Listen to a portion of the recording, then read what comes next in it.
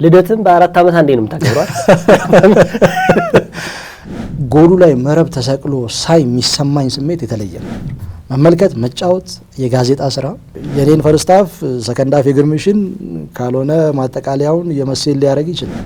በነገራችን ላይ 2 ዓመት ጎሮሮ ተዘግቷል። የጠቀመኝ ግን የጋዜጣ ስራ 15 ዓመት መስራት ይመስለኛል። ከአመታት በፊት የነበሩት ከነውጤቱ ያስቆጠረው ተጫዋች ጭምር ምናምን ዴቪድ ዴያም ኳሲዝ ምትጮህ ከሆነ እዛ ጋር ኤርሊንግ ብራውት ሃላንድ ሲያገባ ምትጮህ ከሆነ ይሄ ኮሜንትሪ አይደለም።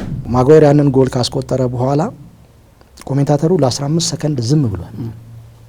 15 ሰከንድ ያዛል ልጅ እንደዛ ሲያለቅስ ምናምን ጎል ሲገባ ዝም።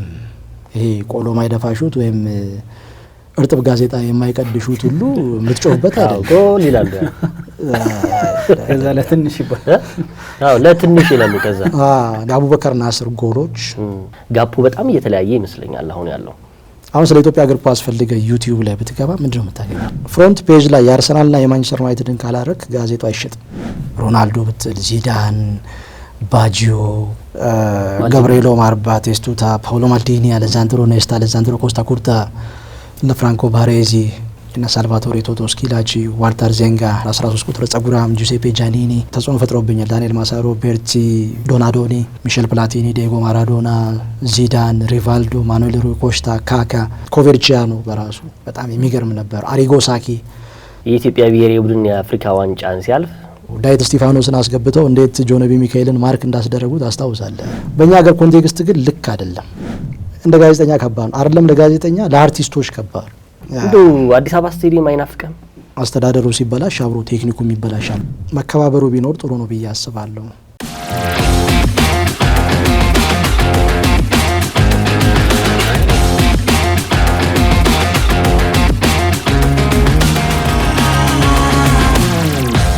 በ5 ዓመት ጋፕ 5-0 እና 1-0 ግን ያ 1-0 አንገት የሚያስደፋ አልነበረም። ከዛ አንፃር ያው ቡድን ደቡብ አፍሪካ ላይ ሄዶ ከጋና ጋር አንድ እኩል የማርክ እንደው ብዙ ጊዜ ይሄ ማስታወስ ተፈጥሮ ነው ልንለው የምንችለው ይሄ ነገር እንደው ምናልባት እንደው መቀመጥ ካለበት እንዴት ነው ተሰድሮ መቀመጥ ያለባቸው? ምክንያቱም ሁሉ ነገር አላፊ ነው። እውነት ነው። ለምሳሌ አሁን ጋዜጠኛ ገነነ መኩሪያን ሳንጠቀምበት ማለት ትችላለህ ያላቸው ነገሮች። ማርክም አሁን በዛ ልክ ለኢትዮጵያ እግር ኳስ ብዙ በቃ የማናስታውሳቸው ታሪኮች ውስጥ አይምሮ ውስጥ አሉ።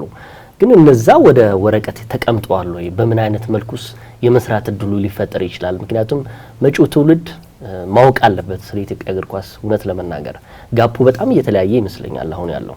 በቀጣይ በመጽሐፍ መልክ ማስቀምጠው ይኖራል። አሁን እንግዲህ ወደ ዩቲዩብ ምንትን እያልኩ ነውና እሱም አንደኛው ለቀጣይ ትውልድ የሚተላለፍ ነውና መጽሐፍ በቅርብ ጊዜ ማሳተም ይመስለኛል። የዩቲዩብ ፎርማቷን እናውራት እስኪ። ምክንያቱም በስፖርት ቤተሰብ ውስጥ ያንተ ወደ ዩቲዩብ መምጣት ለብዙዎች ደስታ ሆኗል። ምክንያቱም ማርቆስ ኤልያስ በምን መልኩ ሊመጣ ነው የሚሉ ነገር በጣም አነጋጋሪ ጉዳይም ስለሆነ ሰሞነኛም የስፖርቱ ቤተሰብ ስለሚያውቀው ነው።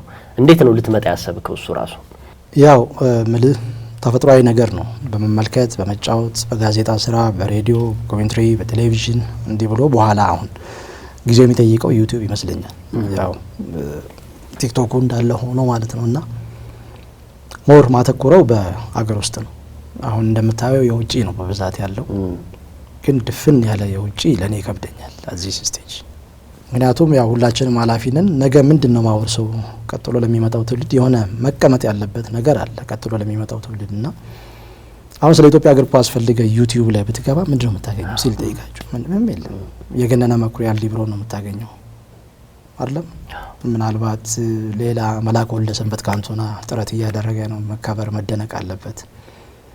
ሌሎች ሬዲዮ ላይም ሎካል እየሰሩ ያሉ አሉና አቋለው ሎካሉን በጋዜጣ ስራ በፊት ስንሰራ በተለይ ከ1990ዎቹ ወደዚህ በፊት 2 ገጽ ነበር የሀገር ውስጥ ሽፋን የውጪ ሽፋን የምትሰጠው፣ የሀገር ውስጥ ነበር ቀሪው 8 ገጽ ጋዜጣ ነው። 2 ገጽ የሀገር ውስጥ የውጪ ቀሪውን የሀገር ውስጥ ነበር የምትሰራው። ያ ተቀይሮ ከዛ በኋላ 2 ገጽ የሀገር ውስጥ ቀሪውን የውጪ አሁን በ16 ገጽ ሆነና ህዝቡ ድብልቅ ብሎ ወደዛ ነው የገባውና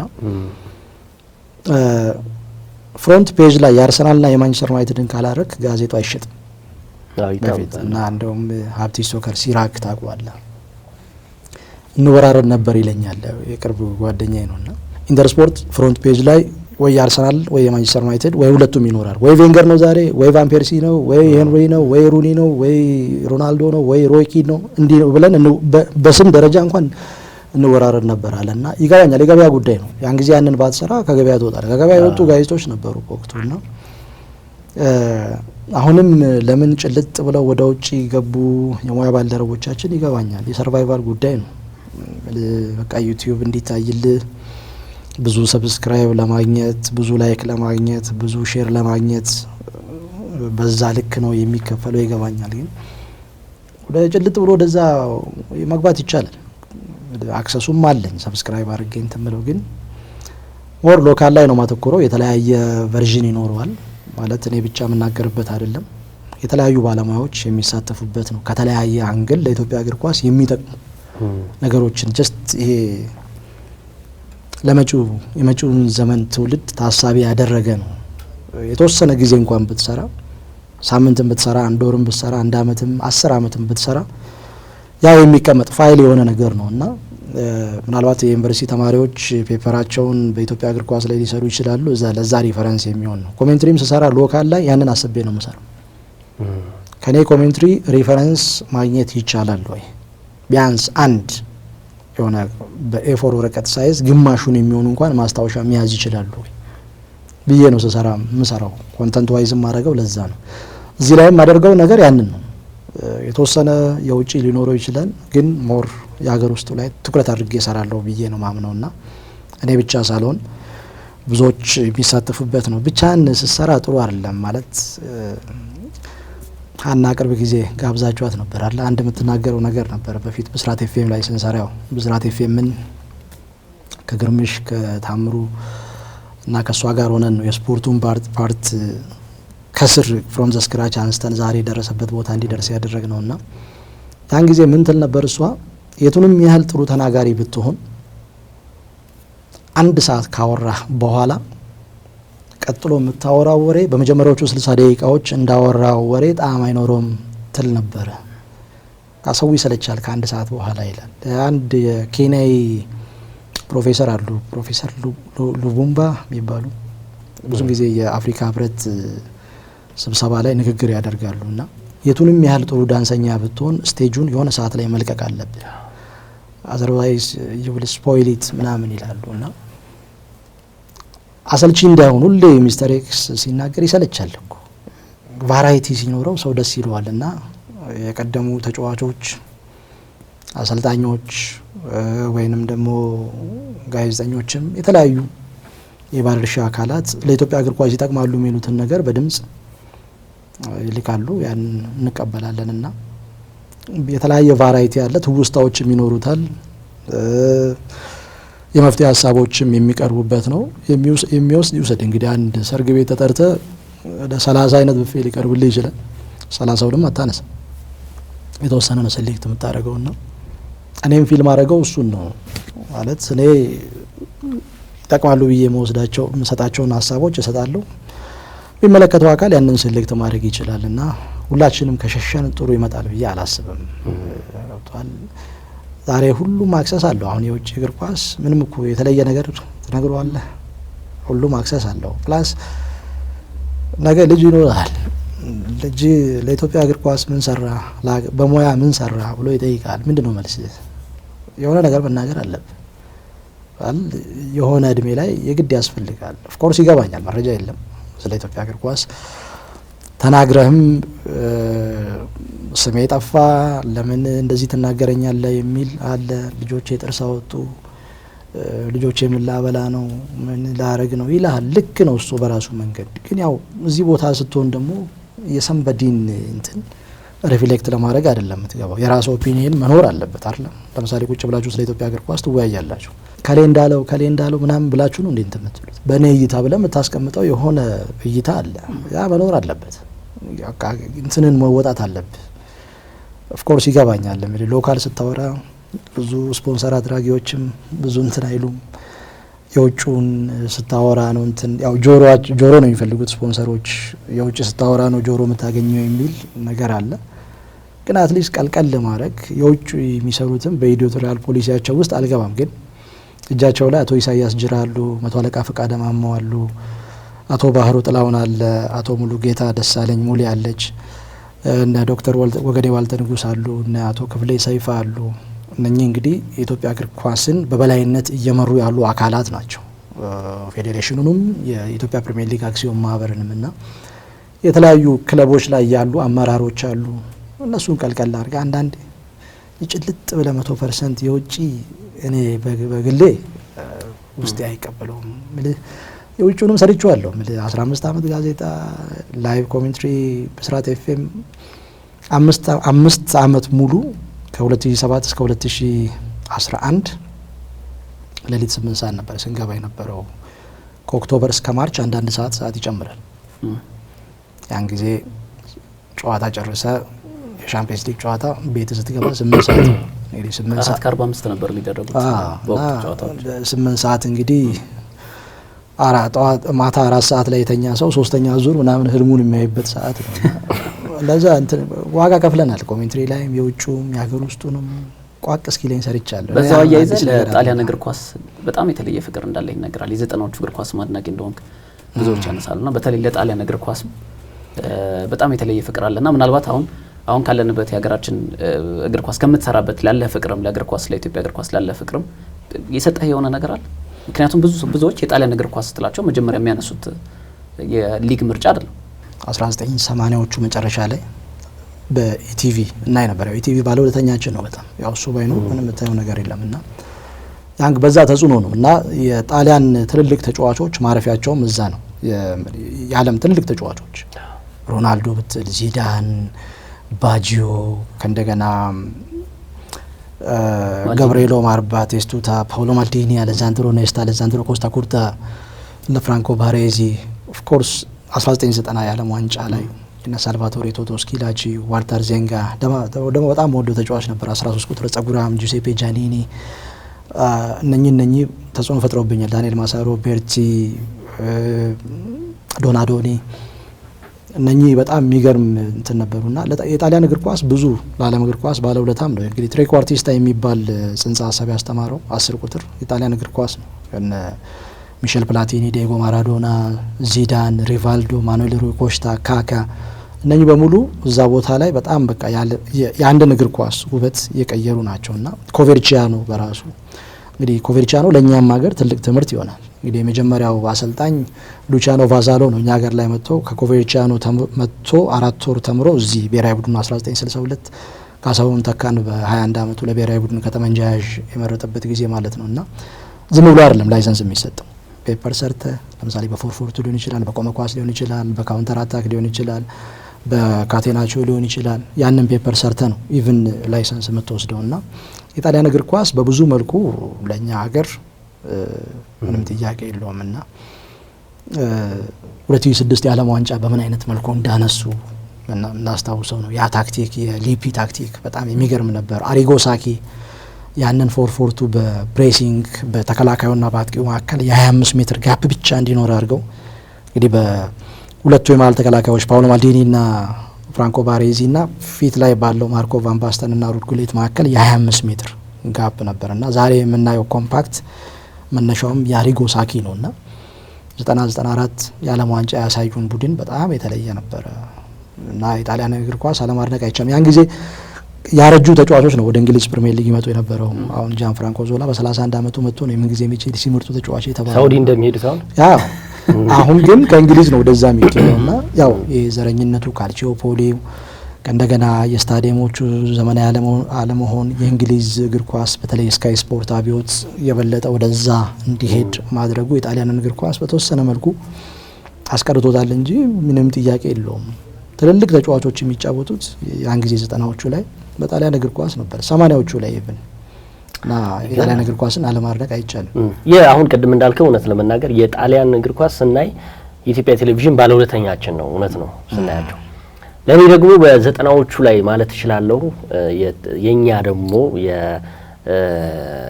ባለውለታችን ቅድም አነስተው ነበር ሀብቲ ሶከር አይደል? ያ በጣም በቃ እኔ እውነት ለመናገር ያ ማለት 2006 2005 ከ2004 በፈረንጆቹ ከዛን ጊዜ በኋላ ነበርና እንደነዚህ አይነት ነገሮችን በስነ ስርዓት ሰድሮ በሲዲ ነው አይደል የሚያጠይ ነበር። በሲዲ በተለይ የዚዳን ታሪክ ፍሳ ተገኘ ተረከው በቃ የማይረሳው ታሪክ። አሁን ምን ላይ ነው ያለው? እንደው ስለ ሀብቲ ሶከር እስኪ ትንሽ እናውራ። እንደው አሁን ያሉበትን ነገር እርግጠኛ አይደለሁም፣ ግን እንደ በፊቱ እየሰሩ አይመስለኝም። ጀስት በራሳቸው ቢዝነስ የመጠመድ ነገር ነው ያለውና እንግዲህ ያው ሁሉም ነገር ከጊዜው ጋር ነው የሚሄደው። አሁን እንደዛ እናደርግ አሁን ያደረ ጨዋታ ሁላ ያላዩ ይመለከቱ ነበር በሲዲ በሲዲ ማየት ኢቭን እዛው ሾው ቤት ገብተው የማየት ነገር ነበር። ውጤቱን እንዳይሰሙ ተደርገው ነው የሚያዩት። ምክንያቱም ውጤቱን ከሰሙ አይጓጉምና አሁን ጊዜውም መርካቶ አካባቢ አይደል ሄጄ ይቻላል ጃምበረንዳ አካባቢ አውና በጣም የኳሱ ባለውለተኞች ናቸው። ሀብቲ ሶከር ብራንድ ነው ኦፍ ኮርስ። ረሻድ ሶከርም እነሱም ነበሩ። ከእንደገና የሁሴን አብዱል ቀኒም ወንድም ያንን ያደርግ ነበረ። የሆነ ቤት እንትን ነበረው ማሳያ ቤት ቡልጋሪያ አካባቢ ሰይድ ይባላልና እሱም እንደዛ ነበረው። ብቻ በየቦታው እንደዚህ ሾው ቤቶች ነበሩ። ይበልጥ ግን ሀብቲ ሶከር እንዳልከው ሀብቲሽ በጣም ይታወሳል። እሱም ብቻም ሳይሆን አሁን ከ2000 የኢንስትራክተር ሰውነት ቢሻው ቡድን 2004 ነገራችን ላይ እኔ ዮናስና ምስጋናው ፕላኔት ስፖርት ላይ ስንሰራ የካቲት 14 2004 የተከናወነ ጨዋታ ነበር ከቤኒን ጋር 14 የጎል ማግባት እድል ፈጥሮ 0-0 የተለያየ ቡድን ነውና ሮብ ቀን ነበር። እኛ ደግሞ ሮብ ቀን ማታ እንገባለን። ይሄ ቡድን ትልቅ ደረጃ ይደርሳል በቃ ያየነውን ነገር አይተናልኝ። ይሄ በኋላ ከቤኒን ጋር እዛ ሰኔ 10 አንድ እኩል ተለያይቶ ሱዳንን በደርሶ መልስ ጳጉሜና ጥቅምት 4 ዛምስ ለ2-3 ተሸንፈው እዚህ 2-0 አሸንፈው አፍሪካ ዋንጫ የገባው ቲም ፕሮሰሱ የሚጀምረው ከየካቲት ወር 2004 ጀምሮ ነውና ኢትዮጵያ በአፍሪካ ዋንጫ ከተሳተፈች በኋላ ከዛምቢያ ቡርኪና ፋሶና ናይጄሪያ ጋር ነበር ትረድ ላይ ነበረውና ከዛ በፊት የሆነ ጨዋታ ነበር ዛምቢያ ከደቡብ አፍሪካ፣ ናይጄሪያ ከቬንዙዌላ እና ከኢንስትራክተር ሰውነት ቢሻው ጋር አወራንና እስቲ ፊልሙ ካለ ምናምን አለ። እስቲ ሀብቲ ሶከርን አወራለሁ ብዬ ከሀብቲሽ ጋር አወራን። የሁለቱንም ጨዋታ ሪከርድ አደረገ። ከዛ ለኔ ሰጠኝ። ከምስጋናው ጋር ሆነን ነበር ያወራነው። ያንን ሲዲ ተቀብለን ለኢንስትራክተር ሰውነት ቢሻው ሰጥተናል። ከዛምቢያና ከናይጄሪያ ጋር ቲሙ ከመጫወቱ በፊት አጥንቶ ነው የገባው ያንን ቲም እና እንዲህ አይነት ውለታም ይሰራ ነበር ሀብቲ ሶከር። አገራዊ ነገርም ነበረው፣ ቀላል ነገር አልነበረምና አሁን ግን ያው ጊዜ ያንን ይፈቅዳል አላቅም። በግል እንደዚህ ሊያደርጉ ይችላሉ፣ ግን አሁን አክሰሱ አለ በደንብ ኢንተርኔት ላይ ታለ ዳውንሎድ ታረጋለ ዩቲዩብ ላይ። ያው አሁን ነገሮች እየቀለሉ ስለመጡ ያው በጊዜው ተጠቅመንበታል። አሁን እንዳልከውም የኢትዮጵያ ብሔራዊ ቡድን የአፍሪካ ዋንጫን ሲያልፍ ከድርሻ ካላቸው ሰዎች ውስጥ አንዱ ነው ማለት ነው። ያ ቀላል አይደለም። ነገራችን ላይ ኢንስትራክተር ሰውነት ቢሻው ይሄንን ይወዳሉ። ተጋጣሚያቸውን አጥንተው ነው የሚገቡት። ለምሳሌ ማን ነው 1998 ነሐሴ 28 የኢትዮጵያ ብሔራዊ ቡድን ከሊቢያ ጋር ተጫውቶ ነበር የአፍሪካ ዋንጫ። በወፍራም ጭቃ ተዘጋጅተን ቀጭን ጭቃ ገጠመን የተባለበት ማለት ነው። አለባዶ አሸንፏል። እዚህ ትውልደ ኢትዮጵያውያን መጥተው ፊት አደርጉም ተብሎ የተመለሱበት የኔ ዴቪድ በሻ ዘመን ማለት ነውና ያን ጊዜ ከሊቢያ ጋር ከመጫወቷ በፊት ኢንስትራክተር ሰውነት ቢሻው ከኢንስትራክተር አብርሃም አብራቱ ጋር አውርቶ ነበርና አብርሽ የመን ነበርና ያንን የሊቢያን ጨዋታ ወቅታዊ ጨዋታ በቪዲዮ ልኮላቸው ነበርና የሊቢያው 9 ቁጥር ጋራት ሰራይ ነበር ይጫወት የነበረው እና ያንን በማን ያስይዛሉ? ለመጀመሪያ ጊዜ እርሳቸው ናቸው አዳነ ግርማን ያማካይ ተከላካይ አድርገው ያጫወቱት። አዳነ ከዛ በፊት ተከላካይ ነበር መስመር ላይ እሱን እንዲቆጣጠር ያደረጉት ያንን ቪዲዮ ተመልክተው ነው። በቃ አዳነ ነው ይሄን ልጅ የሚቆጣጠረው፣ ሜዳው ጭቃ ነው፣ አስቸጋሪ ነው፣ ጉልበት ያለው ተጫዋች ይፈልጋል፣ እሱን ካልተቆጣጠረን ሄዶ ያገባል የሚል እምነት ነበራቸው። ያንን አደረጉ። ግን በወቅቱ ከፍተኛ ተቃውሞ ነበር የገጠማቸው። ኢትዮጵያ ብሔራዊ ቡድን የሴካፋ ዋንጫ አንስቶ ከ6 ወር በኋላ የተከናወነ ጨዋታ ነበር ያ ጨዋታ እና 17 ሚስኮል ነበር የተደውላቸው ያላነሱት አሰልጣኙ ከሌን ቀይር ከሌን አስወጣ አዳነን አስወጣና ከሌን አስገባ አይነት ነገር። አዳነን ካስወጣ የቲም ይሸነፋል ብለው ዳዊት መብራቱ ገዳዳ ባስቆጠራት ጎል 1-0 ይዞ ወጣና ልክ እንደ ቤኒኑ ጨዋታ ከፍተኛ ተቃውሞ ገጥሞት ነበር። ቡድኑ ፎርስ ተበልጧል። ሊቢያ ተደጋጋሚ ጫና ተፈጥር ነበር። አዳነን አላስወጣም ብለው እንደዛ የማድረግ ነገር አላቸው። ዳዊት እስጢፋኖስን አስገብተው እንዴት ጆኖቢ ሚካኤልን ማርክ እንዳስደረጉት አስታውሳለህ። የረስተንበርግ ሮያል ባፎኪንግ የምድቡ 3ኛ ጨዋታ ኢትዮጵያ ያንን ጨዋታ ብታሸንፍ ወደ ቀጣዩ ዙር ሩብ ፍጻሜ ተገባ ነበርና ዳዊት እስጢፋኖስ እንግዲህ የሚታወቀው በማራኪ አጫወቱ የተጋጣሚ ቡድን አሰልጣኞች እሱን ማርክ ያስደርጋሉ እንጂ እሱ የተጋጣሚ ቡድን ተጫዋች ማርክ አያደርግም። በተክለ ሰውነትም አይገናኙም። እንግዲህ ጆኖቢ ሚካኤል ኳሊቲ ያለው ተጫዋች ነው። በተክለ ሰውነቱ ደረጃ በጣም ገዘፍ ያለ ነው። ረጃጅም ኳሶቹ ሲሸፍን ምናምን ጎበዝ ነው። ግን ዳዊት እስጢፋኖስ 5.37 ኪሎ ሜትር ሸፍኖ ነው የወጣው። ግን ያው ማራቶን የሮጠ ይመስላል ሲሉ ነበረ። በረፍት ሰዓት ተቀይሮ ወጣ። ምን ያህል ተሾመ ተቀይሮ ወጣና እንዲህ ማርክ የማስደረግ ተጋጣሚ ቡድን አጥንተው አደገኛውን ተጫዋች ማርክ የማስደረግ ኳሊቲ አላቸው። ያው ሞቲቬሽናል ስፒከር እንደሆኑም ይታወቃል። አእምሮ ጥንካሬ ቡድኑ ምን ያህል እንደነበረው የሚታወስ ነው። ቤተሰባዊ ስሜት መፍጠር የሚችላሉ እና ያ ነገር ነበር ነው። ወደ ባለቤት እንምጣና አሞን እንደው በታመምኩ አልኩኝ እኔ አላገባሁም እስካሁን ወዳ ማርክ ታሞ ሆስፒታል ሄዶ ነው ባለቤቱን ያገኛት አይደል? አዎ። እንዴት ነበር አጋጣሚው? ያው ማንንም ይነግራችሁ ግን እንዳት የነገራችሁንም ሰው አውቃለሁ። ያው ብልዛ ለሕክምና ሄጄ እዛ ነው ያገኘኋት። ሳያት በቃ እቺ ሚስቴ መሆን አለባት አልኩ። ወሰንክ? አዎ በቃ እና ስልክ ሰጠው።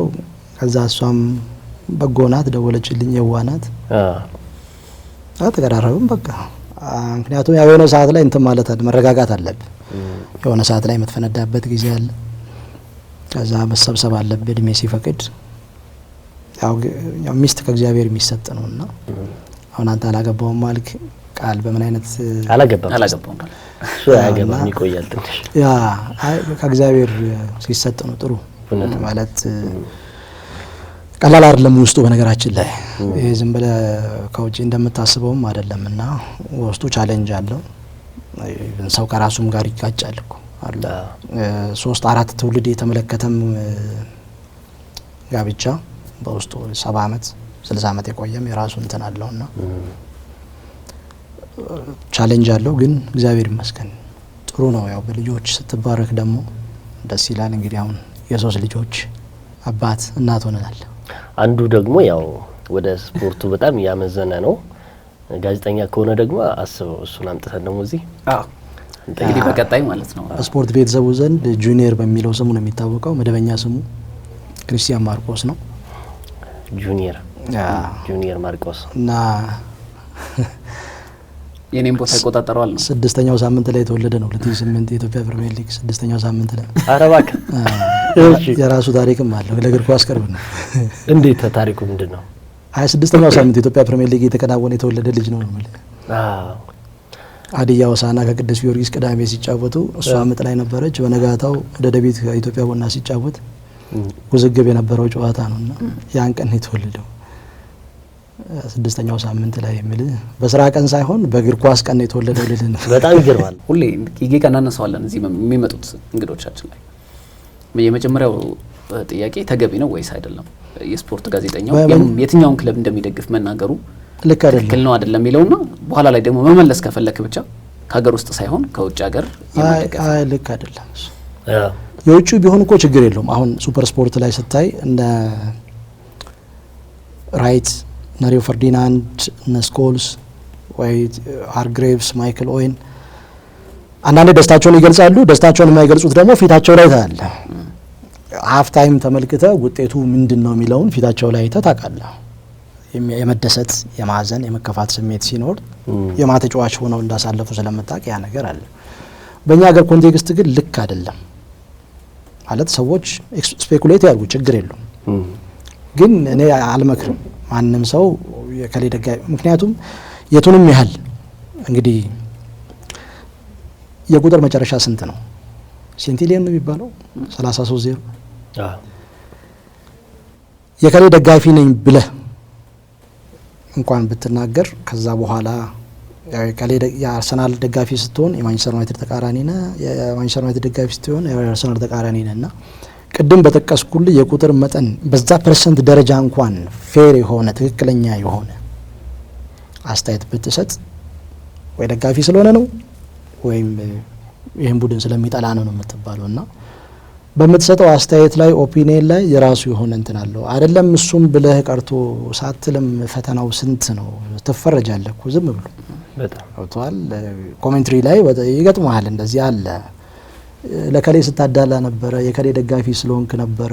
ደጋፊ መሆን መብት አለኝ፣ ምክንያቱም የመጣውበት መንገድ አለ። በመጫወት ውስጥ፣ በመመልከት ውስጥ፣ በጋዜጣ ስራ መቼም ቢሆን ወደ ሆነ ትሳባለ።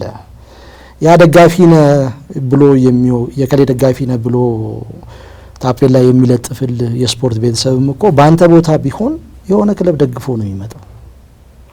እሱ አለ እኮ ስራው ላይ ግን ተጽዕኖ ያሳርፋል ወይስ አያሳርፍም ነው። ተናግረ ከገባ ግን የቱንም ያህል ቅድም በጠቀስኩልህ ቁጥር መጠን ፐርሰንት ትክክል እንኳን ብትሆን ፍትሃዊ አስተያየት እንኳን ብትሰጥ እንትን አይልም። ይሄ የምትሰጠው አስተያየት ታማኝነት አይኖርም። አዎ አንዳንዶቹ አሁን የሆነ ክለብ ደጋፊ እንደሆኑ መጀመሪያ በንግግራቸው ውስጥ እንትን ይሉና ከዛ በኋላ አይ እኔ ኒውትራል ነኝ ምናምን ይላሉ። ለምን መጀመሪያ ትላለህ? በቃ ዝም ብለህ ስራ መስራት አያስፈልግም እንትን ማለትና እንደ ጋዜጠኛ ከባድ ነው አይደለም? እንደ ጋዜጠኛ ለአርቲስቶች ከባድ ነው። አሁን አርቲስቶች ታውቃለህ የሁለቱ ክለቦች አንዱ ደጋፊ ናቸው፣ በውጭም እንደዛ ናቸው። የውጭው ላይ ችግር የለም በነገራችን ላይ፣ የሀገር ውስጡ ላይ ሲሆን ግን ከባድ ነው። እሱ ከባድ ነው በጣም። ዘገባውንም አስቸጋሪ የሚያደርገው ያ ነው። ወጥቷል። ለኢትዮጵያ እግር ኳስ እየሰራ ነው፣ ልንከባከበው ይገባል። መጪው ዘመን ባለሙያ ወይንም ደግሞ ከእሱን ተከትለው ለሚመጡት ባለሙያዎች አርአያ ይሆናል። ስለዚህ እንንከባከበው። እንደዛ የለም። በቃ በመሰለው ነገር ከድምዳሜ ላይ ደርሰን እና አሉ ነው እንግዲህ በተለይ ኮሜንትሪ ላይ ከባድ ነው። ለምሳሌ ቅዱስ ጊዮርጊስና ኢትዮጵያ ቡና ይጫወታሉ። ኦኬ ለመጨረሻ ጊዜ በተገናኙበት ጨዋታ 0-0 ወጡ። ጎል ያለው ጨዋታ አለ። አምና ያደረጉት ጨዋታ ለቅዱስ ጊዮርጊስ ፍሪምፖንግ ጎል አስቆጠረ። ለኢትዮጵያ ቡና ማመድ ኑር ናስር ጎል አስቆጠረ። ከጨዋታው መጠናቀቅ በኋላ አሰልጣኝ ዘሪሁን ሸንገታ እንደዚህ አለ። አሰልጣኝ ነጻነት ክብሬ ከጨዋታው በኋላ እንደዚህ አለ። ቀላል ነው። ከባድ የሚያደርገው ወደ ፍረጃ የሚያስገባ የትኛው ፓርት ነው? ማነው? ቀይ ካርድ ካለ፣ ፔናልቲ ኢንሲደንት ካለ፣ ኦፍሳይድ ኬስ ካለ። ለምሳሌ ጥር 1996 ያን ጊዜም ልጆች ነበራችሁ። ከ20 ዓመት በፊት አርሰናል ለመጨረሻ ጊዜ ዋንጫ የወሰደበት ጊዜ ማለት ነው። አሹ በቀጠሮ የተባለ ጨዋታ ነበረ። የሸገር ደርቢ አዲስ አበባ ስታዲየም ላይ ኢትዮጵያ ቡና በአሰልጣኝ ጥላሁን መንገሻ እየተመራ ቅዱስ ጊዮርጊስ በሚስተር ሃንስ ቫን ደር ፕሉም እየተመራና ኢትዮጵያ ቡና በአሸናፊ ግርማ ጎል 1-0 አሸነፈ። በኋላ ሙሉ ቀን ወልደ ዮሐንስ ለቅዱስ ጊዮርጊስ ጎል አስቆጥሮ ከጨዋታ ውጪ ነው ተብሎ ተሻረ። ከሚስማር ወደ ዳፍ ቅዱስ ጊዮርጊስ እያጠቃ ጎል አስቆጥሮ ማለት ነውና ፍሳ ተገኝ ታቁታላችሁ አይባልም። እኔ ካለሁበት ቦታ በራዳር አይታይም አለ ኦፍሳይዱ። እዛ ተመልሶ ሲመጣ ከባድ ነበር። የደጋፊዎች ቁጣ፣ የጊዮርጊስም ደጋፊ በቡና የቡናም ደጋፊ በጊዮርጊስ መሸነፍ አይፈልጉም፣ በሌላ ቡድን መሸነፍ። ምክንያቱም አንደኛ ደርቢ ስሜቱ አለ፣ ሁለተኛ የሁለቱም ክለቦች ደጋፊዎች ወይ አንድ ቤተሰብ ውስጥ አሉ ወይ አብረው አንድ ስራ ነው የሚሰሩት፣ እንደዚህ አለ እና የነበረው ተቃውሞ በጣም ከፍተኛ ነበር። ምናልባት አርሰናል ከማንቸስተር ዩናይትድ ተጫውቶ እንደዛ ብትል ማንም እንትን ላይ ልይ ይችላል። አሁን ግን ብሷል ማርክ ግን አርሰናልና በማንቸስተር ዩናይትድ አሁን ደግሞ ከሀገር ውስጥ ይበልጣል ብለህ ነው? እሱ አይበልጥም። ኖርማል ያው የቀዘቀዘ ስለሆነ ነው። አዲስ አበባ ደልዮች ግን እንደው አዲስ አበባ ስቴዲየም አይናፍቅም? እሱ ጥያቄ የለውም። ከብዙ ሰዎች ጋር የምትገናኝበት ከእግር ኳስም በላይ እኮ ነው። ከብዙ ሰዎች ጋር የምትገናኝበት፣ የምትተዋወቅበት፣ ልምድ ሼር የምታደርግበት፣ የቀደመ እግር ኳስ ያዩ ሰዎች ታሪኩን የሚናገሩበት፣ ብቻ ቤተሰባዊ ስሜት የሚፈጠርበት ነው እና ከስቴዲየም ሆነም ጨዋታ ያስተላለፍክበት ትዝታ እንዳለም ይታወቃል። ዛሚ እየሰራኝ ላይ እሱ እንግዲህ ክልል ለክልል ያደንበት ቦታ የለም። አዳማ በቢቂላ ስታዲየም፣ አሰላ፣ ድሬዳዋ፣ ይርጋለም፣ አዋሳ ያው ከአዲስ አበባ ስታዲየም በተደጋጋሚ ሰርተናልና ከባድ ነው። አንዳንድ ጊዜ ያው መስታወት ቤቱ ክፍት ይሆንና ስታስተላልፍ ድምጽ ይገባ እና ያ የገባው ድምጽ ትንሽ ለሚዲያ ግብዓት የሚመች አይደለም። ግን በቃ በጣም ጮክ ብሎ ነው የሚሰማው የዛ ሁሉ ደጋፊ ነው። ቀጥታ ስርጭት ነው ደግሞ ሆን ብለው ነው ያስገባው አይነት ነገርም ክስ መጥቶ ነበረ። ወንጀለ ታው እንጂ ለሚዲያ ግብዓት አይሆንም። ከዚህ እንትን በኋላ ነገራቸዋል። ለሚዲያ ግብዓት በጣም በቃ ማርክ ተጠንቅቆ ነው ታውቃለህ። እንደው እያጠናቀቅን ነው ግን የኢንተር ስፖርት መነሻውን እንደው ይህ ጽሁፍ ምክንያቱም ብዙ የዛ ትውልድ አንባቢዎች የናንተን ጋዜጦች በጣም አንብቦ ልክፍት ውስጥ የገባበት ዘመን ነው የእግር ኳስ ልክፍት ውስጥ የሚባለውና የናንተ ጊዜ የነበረበት በጣም እስካሁን የማይረሳ ነው። አሁን ያው 2 ጋዜጦች ብቻ ነው የቀሩት ስፖርት ላይ ማለት ይችላል። እንዴት ነበር ያ ጊዜ እስኪ እናንሳው? በነገራችን ላይ 2 ነው የቀሩት ብለሃል። ለነሱ ከፍተኛ አድናቆት አለኝ። የአንበሳም ልብ ነው ያላቸው ይስሐቅ በላይና አለምሰገድ ሰይፉ። በጣም አንድ ጋዜጣ በ100 ምናምን ብር እያሳተም ከምትሸጠው 10 ብር ምናምን ነው የሰራተኛ ወጪ አለ፣ የቤት ኪራይ ታክሱ አለ። አሁን እንዴት እንትን እንደሚሉ አላውቅም። ሪል ፓሽን ከሌለ በስተቀር አይሰራምና ዞሮ እንግዲህ ከበፊት ጀምሮ አነብ ነበር ጋዜጣና አይቀረኝም። በቀናት ሁላ ነው ማስታወሳቸው። ለምሳሌ ቅዳሜ ኢንተር ስፖርትና ሊብሮ በየ15 ቀን ይወጣሉ። ወርልድ በየሳምንቱ አለ። ከዛ ውጪ ሰኞ ኪከር፣ ማክሰኞ ኢትዮ ስፖርት፣ ሮብ አቴና፣ እንደዚህ ሳን ጆርጅ፣ ሐሙስ ማራቶን፣ አርብ ካምቦሎጆና አንድ ሌላ ጋዜጣ አታላንታ።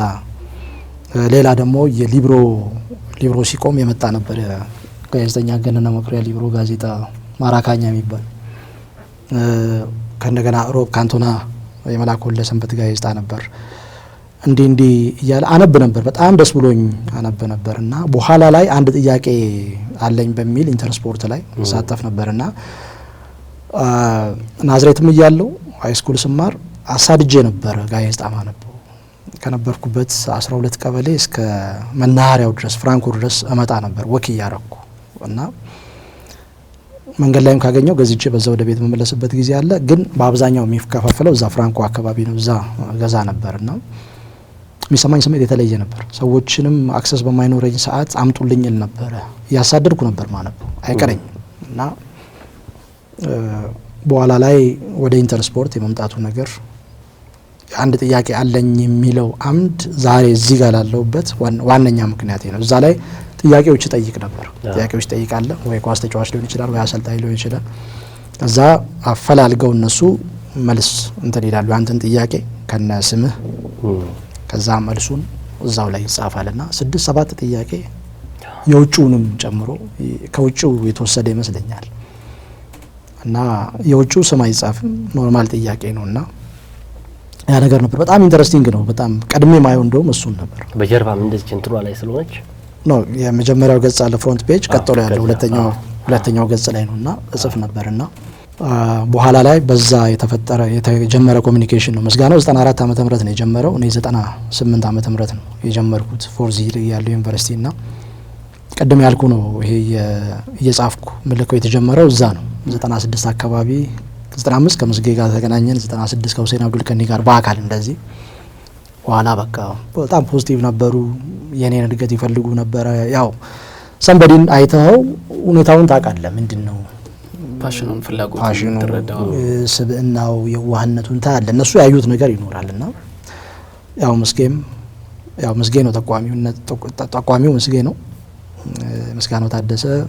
ያው ሁሴን አብዱልከኒ ደግሞ ያው የጋዜጣው ባለቤት ስለሆነ የሙከራ እድል ተሰጠኝ። 97 ክረምት ላይ ነው የሙከራ እድል ያገኘሁትና በዴጎ ማራዶና ነው የጀመርኩት። ዴጎ ማራዶናና ጀናሮ ጋቱሶ ዴጎ ማራዶና ቦኖሴራ ናፖሊታኒ ሶኖ ሞልታ ፌልቺ ዲ ሴር ኮንፎይ ብሎ የጣሊያንኛ የተናገረበት ነገር ነው። እንደምን አመሻችሁ ናፖሊታን እዚህ ከእናንተ ጋር አብሬ በመሆኔ ደስታ ይወሰን የለውም ብሎ በ6 ሚሊዮን ፓውንድ ከባርሴሎና ወደ ናፖሊ መጣ ጊዜ ነውና በጣም የመመለክ ያህል ነበር ይወደድ የነበረው ማራዶና። 2 ጊዜ ሴሪያ አንድ የዩኤፋ ካፕ ያሁኑ ዩሮፓ ሊግ ዋንጫ እንዲያነሱ አድርጓቸዋል። መቼም ቢሆን ማይረሱት ነው። ያው ስያሜውም የስታዲየሙ በዛ ነው የጀመርኩትና በኋላ ላይ ጽሁፍ የታየ ቴስት ተደረኩ። ጥሩ ነው ተባለ።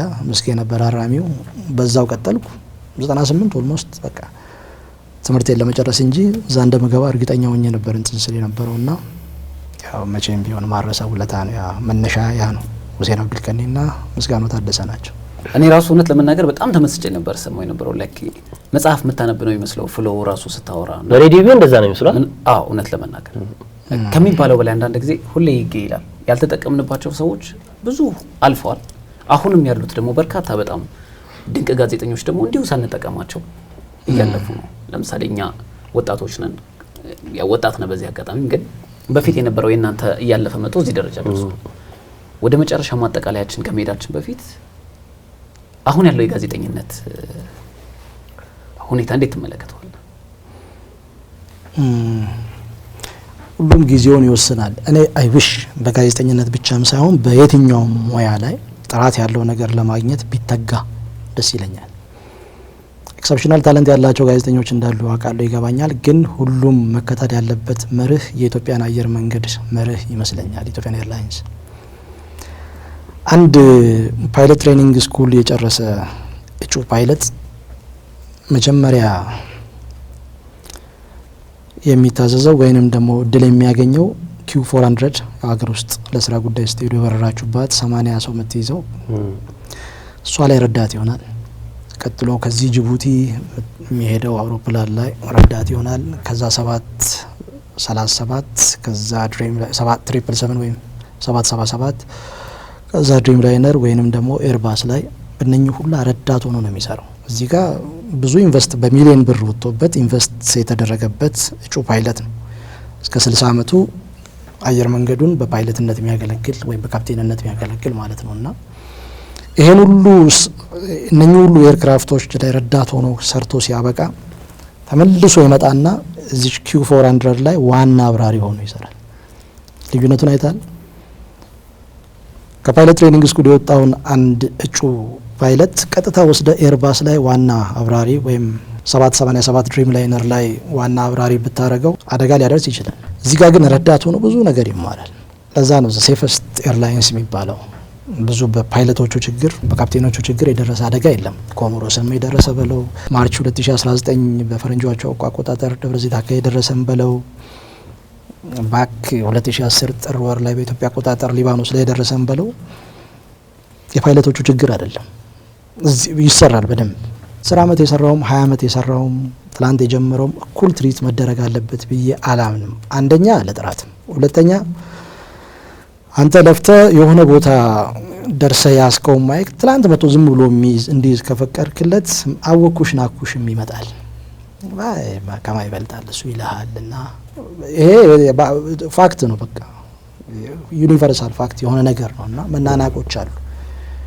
በሂደት ግን ቢመጣ እዛ ቦታ ሲደርስ ጥራትም ይኖረዋል፣ መከባበሩም ይኖራል፣ ደረጃም ይኖረዋል። ወጥቷል። ለምሳሌ አሁን ኢቲቪ አንድ ሰው ሲቀጥር ሪፖርተር ሆኖ የተለያየ ክፍለ ሀገር ሄዱ ምናምን እንደዛ ከተለያየ ቦታ ሪፖርተር ምናምን ሰርቶ ነው ከዛ በኋላ አዘጋጅ፣ ዋና አዘጋጅ፣ ኤዲተር ምናምን እያለ እዛ ድረስ የሚመጣውና እኔ እሱ ፓርት ቢኖር የተሻለ ሊሆን ይችላል ብዬ አስባለሁ። አሁን የማየው ነገር ግን በተለይ የተወሰኑ ጣቢያዎች ላይ በስም መጥቀስ አልፈልግም፣ ያንን ነገር አያለው። ቶሎ ብሎ አቻክሎ የማስገባት ነገር ገብቷል። በተለይ ሀገር ውስጥ ስታወራ ተሰባሪ ነህ። ቀላል ነገር አይደለም ስለ ሀገር ውስጥ እግር ኳስ መስራት። በጣም ብዙ ተቺዎች አሉ፣ ማስፈራሪያዎች አሉ፣ ብዙ ነገሮች አሉ። አይ ዶንት ኖ የሚል አሁን የትውልድ ጋፕ አለ። አሁን የኔ ትውልድ በመከራ ውስጥ ነው የመጣው። ቀደም ያልኩ የ30 ኪሎ ሜትር ታሪክ አለ። ሌላም ሰው ደግሞ ብዙ ነገር አሳልፎ ነው የመጣው። ቴክኖሎጂ የለም፣ በብዙ ነገር በሃርድሺፕ ውስጥ ነው የምትመጣው። ያ እያደገ መጥቶ እዚህ ጋር ሊጠቅም ይችላል። በኋላ ከኛ ትውልድ በኋላ ደግሞ የመጣው አለ። ኦፍ ኮርስ ከኛ በፊት የነበረው ትውልድ ከኛ በላይ ነው ሰፋሪ ያደረገውና ከኛ በኋላ የመጣው ትውልድ ደግሞ ነገሮችን በቀላሉ ነው ያገኘው። ቴክኖሎጂ የሚያግዘዋል፣ ብዙ አክሰሶች ነበሩ። አሁን ብዙ ሬዲዮ ጣቢያዎች፣ ብዙ የቴሌቪዥን ጣቢያዎች አሉ። በቀላሉ አክሰሱ ይገኛልና በቀላሉ የሆነ ቦታ ከመጣ አንደኛ ለዛ ነገር ክብር አሰጥም፣ ለጥራትም አስቸጋሪ ነው። ሶስተኛው ፓርት ትችት ሲመጣ በቀላሉ መሰበር አለ። እንዴ ምን አገባኝ ብሎ የመሸሽ ነገር አለ። ብዙ እንደዛ የሆኑ አሉ፣ ትችትን ፈርተው የሸሹና እኔ ቅድም ያልኩ ሪፈረንስ መሆን አለበት ብዬ አስባለሁ የኢትዮጵያን ኤርላይንስ የሚከተለው አካሄድ እና ጥራት ላይ ትኩረት ብናደርግ በሂደት ብናመጣው ከሲኒየሩ ጁኒየሩ ተምሮ የሆነ ነገር ቢያደርግ ጥሩ ነው። አለበለዚያ መናናቆች ይመጣሉ። ትንሽ ነገር ስላወቀ ብቻ ሁሉንም ነገር የሚያውቀው ይመስለዋል። በቀላሉ ወደ ላይ መውጣት፣ በቀላሉ መሰበር፣ በአድናቆት መርካት፣ በትችት መውደቅ እንዲህ አይነት ነገር አለውና በብዙ ሂደት ውስጥ ማለፍ ለጥራትም ስቴብል ለሆነ አሰራርም ጥሩ ነው ብዬ አስባለሁ። ያ ማለት ግን ኤክሰፕሽናል ታለንት ያለው ተጫዋችም ይሁን ጋዜጠኛ ፈጥኖ የሆነ ቦታ ከፍ አይበል ማለት አይደለም። ሂደቱን ማየት ክራይቴሪያ ስታንዳርድ አስቀምጠ በዛ መሰረት መጓዝ ያስፈልጋልና ዝም ብሎ የአየር ሰዓት ለመሸፈን የሚደረግ ጥረት ከባድ ነው። እንግዲህ ኮሜንትሪ አሁን ትሰማላችሁ። እንግዲህ 10 ኮሜንታተር ወይም 15 ኮሜንታተር ብትሰማ ይሄ ሚስተር ኤክስ ነው ይሄ ሚስተር ዋይ ነው ብለው መጣራው ከ15 ሰው ስንት ነው ሲል ጠይቃቸው አሁን ተመሳስሏል እኮ በስም ተለያላችሁ አትለዩ ማለት ነው ከሌ ለማለትም እስኪ ያስቸግር ድረስ በጣም እንትን ነውና ከብዛት ይልቅ ጥራት ላይ ትኩረት አድርጎ ቢሰራ የተሻለ ክፍያም ኳሊቲ ላለው ቢከፈል ጥሩ ነው። ሊቨርፑል ቫን ዳይክ አለ መሐመድ ሳላ አለ ክፍያቸው ከ350 ሺህ እስከ 400 ሺህ ምናምን ኤሊየትና እነኚህ የሚከፈላቸው ክፍያ አንድ አይነት አይደለም። ትሬት የሚደረጉበት መንገድ አንድ አይነት አይደለም እና ሲኒየር ኦልዌይስ መከበር አለበት። ምክንያቱም ሲኒየርነቱን ለማግኘት የመጣበት መንገድ ቀላል አይደለም። ዋጋ ከፍሎ ነው እዛ ጋር የመጣው እና ያ ነገር ከሌለ መከባበሩ ከሌለ ለጥራት ትኩረት መስጠት እስከሌለ ድረስ ከባድ ነው። አሁን ይኸውልህ ከ30 ዓመት በፊት የነበረው አድማጭ አንተ የምትናገረውን ቃል እንደ ቅዱስ ቃል ነው የሚቀበለው ወይ እንደ መጽሐፍ ቅዱስ ወይ እንደ ቁርአን ነው የሚቀበል በቃ እውነት ነው ብሎ ነው የሚቀበል። የዚህ ዘመን አድማጭ ግን እንደዛ አይደለም። አሁን አንተ እጅ ላይ ያለውን ስልክ እሱም ጋር አለ ወዲያ ነው የሚያነበው። በፊት ጋዜጣ ስንሰራ እጃቸው ላይ አክሰስ ያላቸው ሰዎች ኢንተርኔት በአማርኛ ምናምን ይሉን ነበር ያላ አካባቢ ግን እንደዛ አይደለም። በነገራችን ላይ ጋዜጣ ስራ ስንሰራ እንግሊዝኛው አንደርስታንድ ታደርጋለህ አንተ በተረዳው ልክ ለአድማጭ ለአንባቢው እንዲረዳ አድርገን እንትን ማለት ግን በጣም ከባድ ነውና አሁን ከባዱ ፓርት እጁ ላይ ኢንተርኔት አለ በጣም ፈጣን ነው። በፊት ጋዜጣ ነበር ይጠብቅ የነበረው በኋላ ሬዲዮ። አሁን ሬዲዮ እኮ ራሱ መዘግየት ጀመረ። ወዲያ ማህበራዊ ድረገጽ ላይ እጅ ላይ ስልክ አለ ይዘገይብሃል እና ያው ብዙዎችም ወደ ትንታኔ ያደሉት ለዛ ነው። አሁን ሬዲዮ ላይ ብሬኪንግ ኒውስ አይነገርም። ብሬኪንግ ኒውስ ኢንተርኔት እጅ ላይ ነው ያለው ስልክ ላይ ሁሉም አክሰሱ አለው። በብዙ ተጥዶ ነው የሚውለው ሌሊቱን ሙሉ እያየ የሚውሉላ አለና ጋዜጠኛው ከዚህ እጥፍ ማንበብ አለበት 2-3 እጥፍ። ልክ አንድ ስደተኛ ከመደበኛው ነዋሪ ከዛ ጋር የሚፈዋከር ህይወት ለመምራት 3 ስራ ምናምን መስራት አለበታል። 2 እጥፍ መደበኛው ነዋሪ በመደበኛ ነዋሪነቱ ብቻ ይከፈለዋል ወደ አውሮፓ ምናምን ወደ ካናዳ ስትሄድ። ስደተኛው ግን በዛ ደረጃ ነው መልፋት ያለበት 3-4 ስራ። የኛም ስራ ይሄ እንደዚህ ነው። ራስን በየጊዜው አፕዴት ማድረግ ምናምን አለበት። አፕዴት ካላረክ አስቸጋሪ ነው። መሰረታዊ ነገር ተሳስተ ሰዎች ሲነግሩ እሱ ከባድ ፓርት ነው። መሰረታዊ ስህተት ተሳስተ አንድ አድማጭ ወይም ተመልካች ሲያርም እሱ አደገኛ ፓርት ነው። ከዛ በኋላ መናናቅ ይጀምራል። ሁለተኛው ፓርት ይሄ መጣልኝና መጣብኝ እሱ አደገኛ ፓርት ነው። መጣልኝ ልክ እንደ አይዶል ሾው አረንጓዴ በቢጫ ካርድ ነው ማስጠንቀቂያ ያለው። አረንጓዴ ፖዚቲቭ ነው፣ ቢጫው ማስጠንቀቂያ ነው።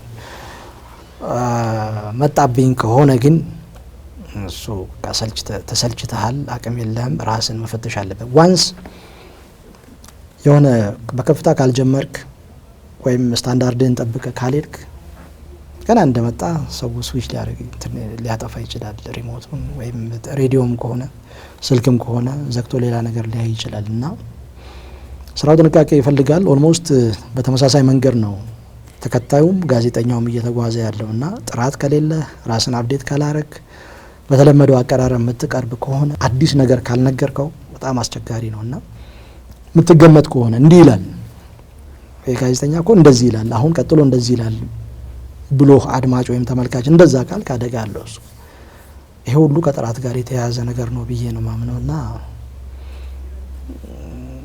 ታለንት መፈለግ ረፍት የለሽ አፕዴት ራስን ለማሻሻል መጣር ግድ ይላል እና ይሄ ነው በእኔ በኩል ያለው ነገር። የሚገርም ነው ምልህ ያነሳቸው ሀሳቦች አሁን በብዙ በሚዲያውም በጋዜጠኛውም በሲኒየሩም ኢንጂኒየሩም ሁሉንም ትምህርት የሰጠበት አጋጣሚ ነው ማርክ። ለማንኛውም እንግዲህ እዚህ ከስፖርት ካስታችን ላይ እንድትቀርብ በመጀመሪያ ጥሪ ነው እሺ ያልከን።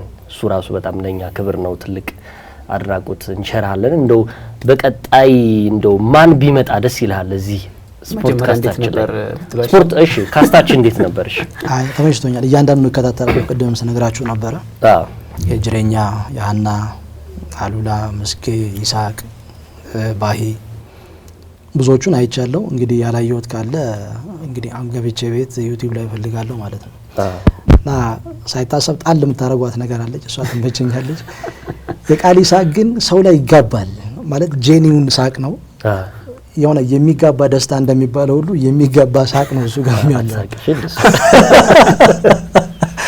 እና የጌምስም ብዙዎች የሚገረሙበት ነው። ይገደባባይ ይገጥማል እንደዚህ ግን አሁን 2003 ኢትዮጵያ ቡና ዋንጫ ሲያነሳ ከሰኔ 20 በፊት ሰኔ 22 2003 ሙገር ሲሚንቶን ለባዶ አሸንፈው ነው ሻምፒዮን ነው። ከዛ በፊት ደጋፊዎች አባይ ይገደባል ቡና ዋንጫ ይበላል ይሉ ነበር። በኋላ ካለፈ በኋላ አባይ ተገደባል ቡና ዋንጫ በልቷል አለና የሱም ፓስቴንስ ነገር ይፈልጋል። ስለዚህ እንደዛ ኤክስፔርድ አድርጓል ይሉኛል አሁን። ስለዚህ ፓስቴንስ አድርገው ተገድቧል ይገደባል ሳይሆን ተገድቧል። ጥሩ ነው። ከዛ ውጭ አሪፍ ነው። በጣም ደስ ይላል። ያው ሰው የምታናዙበት መንገድ አሪፍ ነው። ለምንድነው አቀራረባችሁ ጥሩ ነው። ቀለል አድርጋችሁ ነው የምታቀርቡትና ደስ ይላል በጣም። ከዛ ውጭ ሀገሬ ቲቪ በጣም ከጠበቁት በላይ በጣም አሪፍ ነው። ውስጡም እንግዲህ ኬስ ያስጎበኘኝ ነበረ። በጣም ስታንዳርዱን የጠበቀ ኮንቴንቷቸውም በጣም አሪፍ ነው። የስፖርቱን ፓርት ሌላውን ፓርት ስያሜውም ሀገሬ ቲቪ ደስ ይላል። አሁን እኔ ውስጤ ካለው ነገር ጋር አብሮ መሄድ ነው። እንግዲህ ዩቲዩብ መጥተናል። ግሎባል ስፖርት ዊዝ ማርቆስ ኤልያስ የሚል ነው። ብስራት ኤፍኤም ላይ 7 አመት የቆየ ከ2007 እስከ 2012 ድረስ የቆየ ብዙ አገር ውስጥ ላይ ትኩረት ያደረገ ብዙ መረጃዎችን የመፍትሄ ሀሳቦችን ሲሰጥ የነበረ የዛኑ ያህል ብዙ ፈተናዎች የነበሩበት ነው። ግን ያው ብራንድ ሆኖ ቆይቷል። አሁንም በዛ አይነት መልኩ ነው የሚቀጥለው ማለት ነውና ይሄ ነው። ዞሮ ዞሮ ጥሩ ፕሮግራም ነው ያላችሁ። ብዙ የሰዎችን ኤክስፒሪየንስ ለሰዎች የባለሙያዎችን ኤክስፒሪየንስ ለሰዎች ለተመልካቾች የሚያደርስ ነውና በብዙ መልኩ እስካሁን ካየዋቸው ነገሮች ብዙ ነገር ተመሪያለሁ። እኔ መራሴ ከቀረቡት እንግዶች ኢንጂነርም ይሁን ያሳለፈው ነገር አለ። ያው ከየትኛውም ሰው ጀርባ ያለ ነገር አለ። ማንኛውም ሰው ከምታየው ጀርባ ብዙ ነገሮች አሉት። ካንተ ጀርባ ከሱ ጀርባ ብዙ የከፈልከው ዋጋ አለ። ቤተሰብ የከፈለው ብዙ ዋጋ አለና ይሄ ነው። ዞሮ ዞሮ ያው መከባበሩ ቢኖር ጥሩ ነው ብዬ አስባለሁ። በብሔር፣ በሃይማኖት፣ በሰዎች ባህል እነኚህ ላይ ማሾፍ ተገቢ አይደለም። ማክበር አለብን። በዶክተር፣ በወታደር፣ በመምህር እነኚህን በጣም ማክበር አለብን። ታክሲ እየጠበቅ ከሆነ እባካችሁ ብለህ ማሳለፍ አለብን። በአካል ጉዳተኛ፣ በህፃናት ስፔሻል ኒድስ የሚያስፈልጋቸው ይሄ ልዩ ፍላጎት ለነሱ ክብር መስጠት አለብን። ሊስትሮ በሚጠርግ አንድ ታዳጊ ልጅ፣ ሚዛን በሚመዝኑ ህጻናት፣ ጉሊት በምትሸጥ እናት እነኝንም ማክበር አለብን። ትልልቅ ሰዎችን፣ አዛውንቶችን ማክበር አለብን። በሞትና በበሽታ ማሾፍ የለብህም። በተፈጥሮ ላይ ማሾፍ የለብህም። እነኚህ ነገሮች በሙሉ ማክበር ያስፈልጋል። እርስ በርስ መከባበር ግድ ይላል ብዬ አምናለሁ እና ስፖርቱ ፓርት ላይ ያው መቦጫጨቁ አለ፣ ታውቁታላችሁ። ሳይኮሎጂ እርስ በርስ አንዱ ሊቦጭቃል ምናምን። ያው ኦፍ ኮርስ ተጫዋቹም ጋር አሰልጣኙም ጋር የክለብ አመራር ጋር ማህበረሰቡ ጋር ስገባ ያ ነገር አለና የፉክክር ስሜቱ ጥሩ ነው። ግን ነገ ጥለህ ለምትሄደው ዓለም ትንሽ የራስን ላይፍ መኖር አንተን የሚያስደስት ነገር በቃ አንተን ያስደስታል። እንዴት ይሄ ምርጫ ሆነ አለ ማለት እኔን የሚያስደስተኝ ፓርት በቃ ነጻ መተው በቃ አንተ ኢንጆይ የምታደርግበትን ፓርት ኢንጆይ አድርግበት። ከቻልክ መምከር፣ ካልሆነ የራስን ላይፍ መኖር ያስፈልጋልና ያ ነው። ከዛ ውጪ ራስንም መጠበቅ ግድ ይላል። በስፖርትም በላይፍ ዘይቤም እዚህ ላይ ተቀርባላችሁ። አሁን እናንተ አይደላችሁም እኔ ለአንድ ቀን ለቀረብኩት ጥንቃቄ ማድረግ አለብኝ። እዚህ ጋር ቷል ሀገሬ ቲቪን ወክለ ነው የምትቀርበው፣ ሙያውን ወክለ ነው የምትቀርበው፣ ባለሙያተኛውን ወክለ ነው የምትቀርበው እና ራስን የሚያዋርድ ቦታም አለመገኘት ቷል። አሳልፈነዋል ይገባኛል። እሱ ግን ጥንቃቄ አድርጎ ስትዝናናም ጠንቀቅ ብለህ ቢሆን የተሻለ ይሆናል ብዬ አምናለሁና ለቤተሰብ ለስራ ቅድሚያ መስጠት ያስፈልጋል። እርስ በርስ መተዛዘን ያ ከሆነ በጣም አሪፍ ነው ብዬ አምናለሁ። እንግዲህ ያለኝ ነገር ማን ይቅረብ በቀጣይ ስለ ኢትዮጵያ እግር ኳስ የሚያወሩ ጋዜጠኞች በሙሉ በተናጠል የምታቀርበው የኛ ልጆች አሁን ሱፐር ስፖርት ላይ የሚሰሩ ዮናስ፣ መኳንንት፣ ሰኢድ እነኚህ ሀገር ውስጥ ላይ ይሰራሉ፣ ልምዱ አለ። ሌሎች ጋዜጠኞችም ትላንትም ስነግረኝ የነበሩ አሉ እነሱ። ከዛ ውጪ ዮናስ አጎስ ኢትዮፒካ ሊንክ ብዙ ሀገር ቱር አድርጓል። ምንድነው ትራቨል ኤክስፒሪየንስ አለው የጉዞ ልምድ እና እናንተንም አብሮ ልክ እንደ በረራ ከአንድ ቦታ ወደ ሌላ ቦታ ይዟችሁ ይሄዳል። እንደውም ለዚህ ፎርማት የተመቸ ይመስለኛል። በጣም በብዙ አጋጣሚዎች የተሞላ ነው። በጣም ቅን ሰው ልጅ ነው። በጣም ወደ 20 ዓመት ምናምን እንተዋወቃለን። አብረን ኳስ ስንጫወት ነበር። ኢንተርስፖርት ላይ ኢትዮ ስፖርትና ማራቶን ላይ እዛ ላይ ይሰራ ነበረ። የኳስ እውቀቱም አሪፍ ነው። ጎበዝ ነው በጣም በሁሉ ነገር። በጣም አንባቢ ነው። ፖዚቲቭ ነው። ትሁት ነው። ዮናስ አጎስን ብታቀርቡ ደስ ይለኛል መልኩ እና ማርክ እንግዲህ ለሁላችንም የሚጠቅም ብዙ ነገሮችን አንስተሃል። በመጨረሻ አንድ ነገር እንበልህና ለልጆችህና ለባለቤትህ ማስተላለፍ የምትፈልገው ነገር ካለ እድሉን እንስጥ። በቃ በጣም ወዳችኋለሁ። እንግዲህ በተቻለኝ አቅም የቤቱ አባወራና ካፕቴኑ ነኝ። በተቻለ መጠን ተርቡላንስ ሳይኖር ነገሮችን እንትን ለማለት ሞክራለሁ። ያው እናንተም ወደፊት ታዩታላችሁ። ልጅ ወልዶ መንከባከብ፣ ማስተማር፣ ማሳደግ ቀላል አይደለም፣ ፈተና አለው። ከእግዚአብሔርም ሲሆን እንጂ ልጅ ስለፈለክ ብቻም አይመጣምና የሱ ልጆች ናቸው። አደራ የተሰጠኝ ነው። ትዳሩም የሱ ነው፣ በሱ ፈቃድ የመጣ ነውና ያው በጣም ነው መወዳቸው። ረጅም እድሜ እመኝላችኋለሁ። እንግዲህ ልጆቼን ለቁም ነገር እስካበቃ እኔንም ባለቤቴንም ፈጣሪ እድሜ ይስጠን ነው ማለት። ለማንኛውም ወላጅ ልጆቹ እድሜያቸው ደርሶ ለቁም ነገር እስኪበቁ ድረስ ፈጣሪ እድሜ ሰጥቷቸው ያቆያቸው ነው ማለት በግል የማይቆጩ ሰዓታቶችን ነው እንግዲህ አንተ ጋር ያሳለፍ ነው።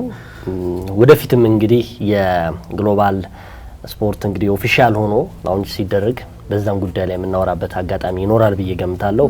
በርከት ያሉ ተከታዮች እንዲኖሩህም በዚሁ ማስተላለፍ እንፈልጋለን። ምክንያቱም በእኛ ሰዓት ውስጥ እንግዲህ በዚህ በሁለት ሰዓት ባልሞላ ጊዜ ውስጥ ብዙ ትምህርት እንደወሰድን በአንተ ደግሞ ዩቲዩብ ቻናል ላይ ብዙ ትምህርቶች የኢትዮጵያን እግር ኳስ የሚያውቁ ሰዎች እንደሚኖሩ ተስፋ እናደርጋለን። እናመሰግናለን ማርክ። እናመሰግናለን ማርክ። እሺ ማለት የምትፈልገው ነገር ካለ አክብራችሁ ስለጠራችሁኝ የሁለታችሁም ጥምረት እንግዲህ የማርቆስና ዮናስ እንዳላችሁ ታይነት የሁለታችሁም ጥምረት ጥሩ ነው። ቅድም እንዳልኩ የሱ ፈገግታ በጣም እንዳይከፋ ጥሩ ነው፣ ደስ ይላል። እንግዲህ ከዚህም የበለጠ አዳዲስ ክሬቲቪቲ በዚህ ፕሮግራም ላይ መጨመር ቢቻል የተሻለ ይሆናል ብዬ ያስባለሁ። ሁልጊዜም ቢሆን ልክ ከአንድ አመት ወደ ሌላ አመት ስትሻገር የሆነ የምታቅደው ነገር አለ አይደለም? ክሬቲቪቲ ኮሜንትሪ ላይም ክሬቲቪቲ በጣም ወሳኝነት አለው። በዚህ ስራ ላይም የሆነ የምትጨማምረው ነገር ቢኖር ጥሩ ነው ብዬ አምናለሁ እና ሰው እንዳይሰላሽ በሚል ማለት ነው። እንግዲህ የተለያየ ሰውም ስትጋብዝ አሪፍ ነው። ከስፖርቱ ከእግር ኳሱም ከአትሌቲክሱም ከተለያየ ዘርፍ እንደዚህ መጋበዝ ቢቻል። ከዛ ውጪ ደግሞ ይሄ እግር ኳስና ሙዚቃ አንድ ላይ እግር ኳስ የሚወዱ አርቲስቶች አሉ አይደል? እነሱ ተገይሸቱን እነ ታደለ ሮባ እና ረጋኝ ወራሽ ኳስ ይወዳሉ በጣም። አሁን ያው በእድሜ ትንሽ ከፋለ እንጂ ማሙድ አህመድ ነኝ አሉ እንደዚህና ያው ማሙድ ግብ ጠባቂ እንደነበር ታስታውሳላችሁ። እንደዚህም ብትጋብዙ ለፕሮግራሙ ቫራይቲ ጥሩ ይሆናል። በጣም አሪፍ እንግዲህ የነበረን ቆይታ በጣም ደስ የሚል ነበረ። ቴንክ ዩ። እሺ